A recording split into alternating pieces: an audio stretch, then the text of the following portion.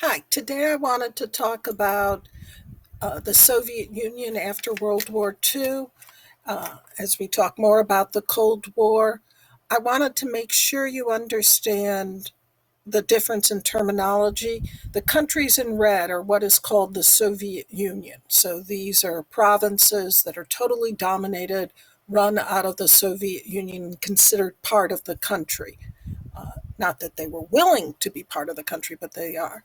And then these countries are what are called the Eastern Bloc or the Soviet Bloc, that they had puppet rulers who were totally controlled by Moscow, but they had the illusion of that they were independent countries. They have separate seats in the UN, for example.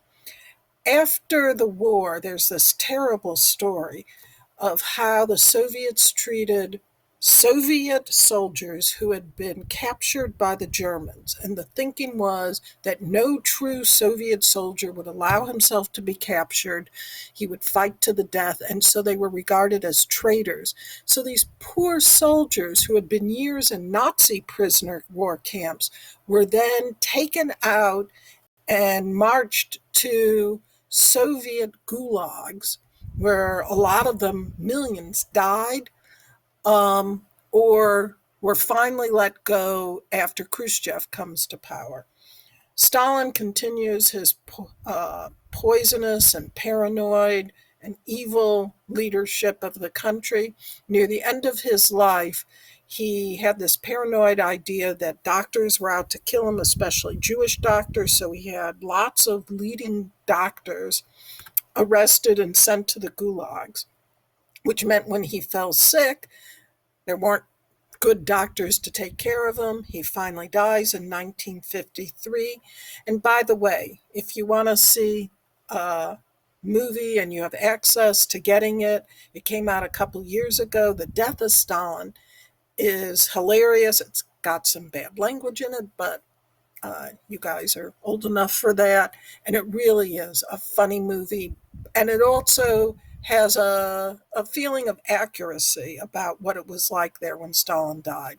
There's a fight over who's going to take control. Khrushchev comes out on top. It's very well depicted in the movie and solidifies his power. He becomes the new leader in the Kremlin.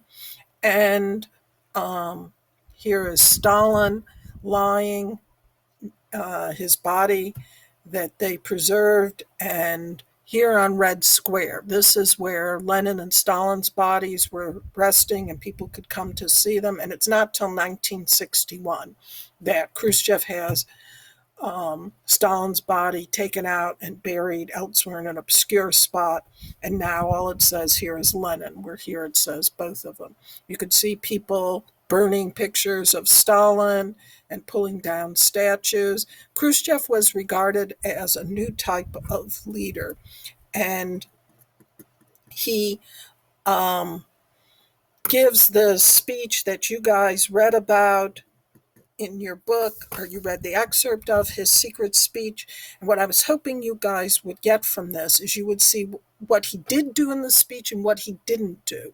He criticizes Stalin, but he's criticizing him for his sins against Leninist communism, against the party, that he was a bad leader in World War II. He doesn't talk at all about his sins against the country at large, destroying the economy, killing millions, being responsible for the death of millions. He didn't want to get into that because he and many of the leaders were part of all of that mass murder. So he absolves the present leadership of guilt, puts it all onto Stalin, and is able to solidify his control of the party through this speech. He's regarded as starting a new step in Soviet American relations, what he called peaceful coexistence, that they would all get along, and sort of tone down some of the rhetoric.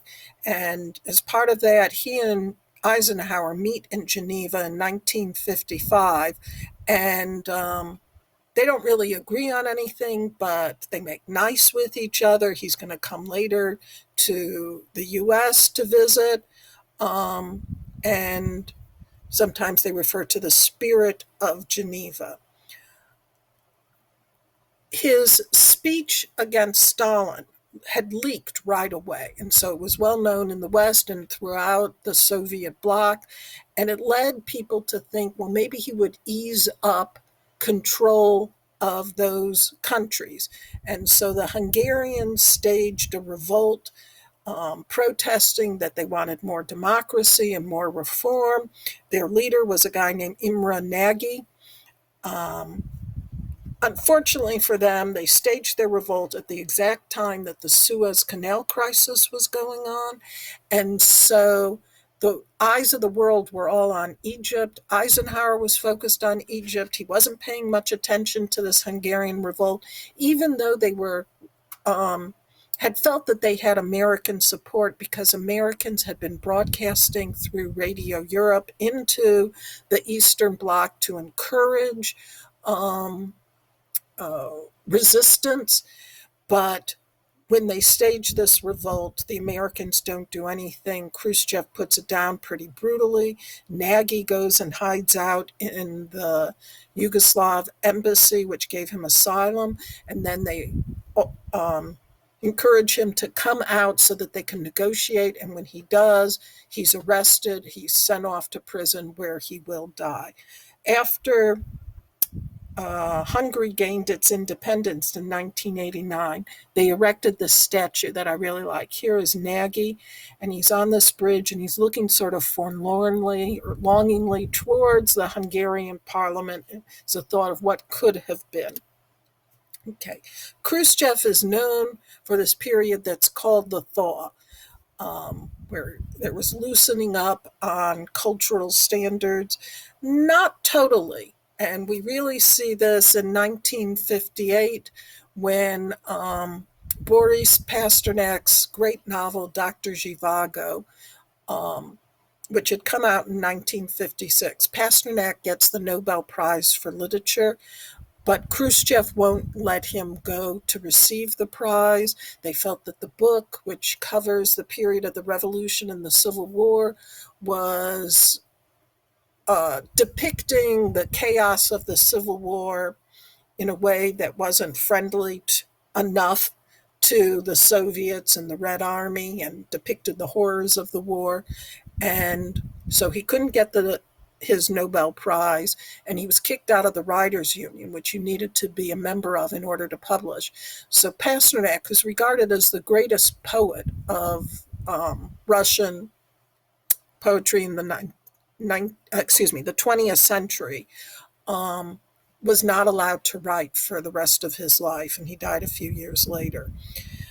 Part of the thaw was the idea of more cultural exchanges. The most famous moment is when an American, the Texan Van Cliburn, came to Russia to compete in the Tchaikovsky competition, the most famous worldwide competition for pianists, and he wowed the audiences, and he won. And Khrushchev had to approve the idea of a non-Russian winning the Tchaikovsky Prize, but he did. Cliburn came back and became this superstar in America, almost to the extent like Elvis Presley was, with women screaming when he would play, and he was wonderful. Probably the high point of the thaw was in 1962 when he allowed the great Solzhenitsyn short novel, One Day in the Life of Ivan Denisovich, to be published, which depicted the day of an ordinary prisoner in the Gulag, what his life was like.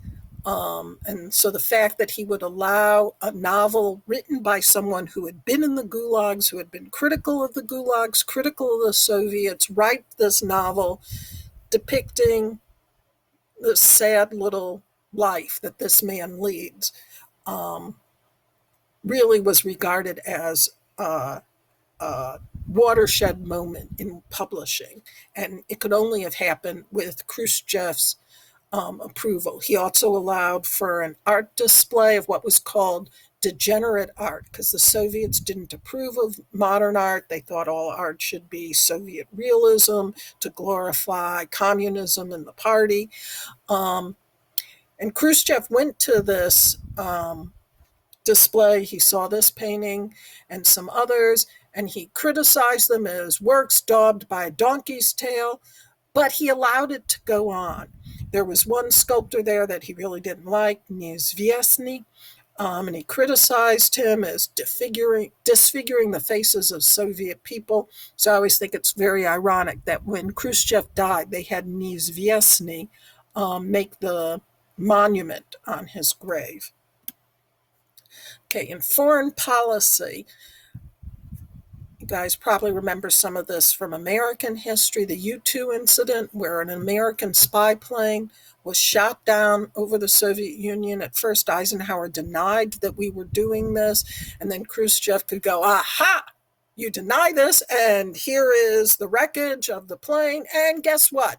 The pilot, a man named Gary Powers, he's still alive, and here he is. And so that was a big embarrassment for Eisenhower. Eventually, after a few years, we traded some Soviet spies to get back Gary Powers.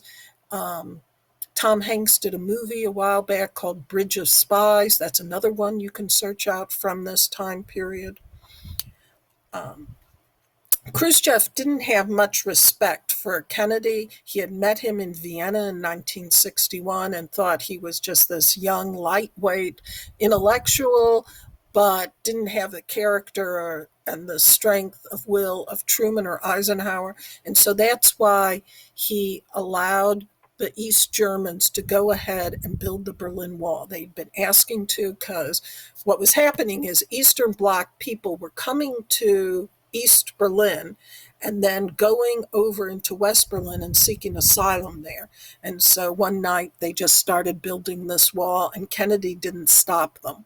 And so the wall goes up, though Kennedy does have that famous visit where he goes and says, all free men are looking to Berlin, and if you don't think communism is a terrible way of life, keeping its people prisoners, come to Berlin. And this is where he says, every free man is a Berliner, and I am a Berliner, ich bin ein Berliner. And don't think about that whole story about the jelly donut, because that's just silly. Everybody knew what he was talking about. Because Khrushchev underestimated Kennedy, he allows missiles to be put into Cuba, nuclear-tipped missiles, and when the Americans find out about that, Kennedy orders a quarantine, which notice he doesn't call it a blockade, because a blockade is an act of war, but he sets up ships to stop Russian ships coming in to see if they were carrying missiles, because it wasn't clear yet that the missiles had the nuclear tips yet. It's not as well known, apparently by Bernie Sanders and others. Both Fidel and Raul Castro urged Khrushchev to launch nuclear missiles against the United States, and Khrushchev was like, you guys are crazy. And so eventually he backs down, and there's an agreement that the Soviets will take their missiles out of Cuba, and we'll take missiles that we had in Turkey and Italy out. That part wasn't public, so it looked really bad for Khrushchev, like that he was the only one giving up things. And the Americans thought this was a good deal because we got to keep it secret that we were pulling out, and we were intending to pull those missiles, which we thought were outdated, out anyway.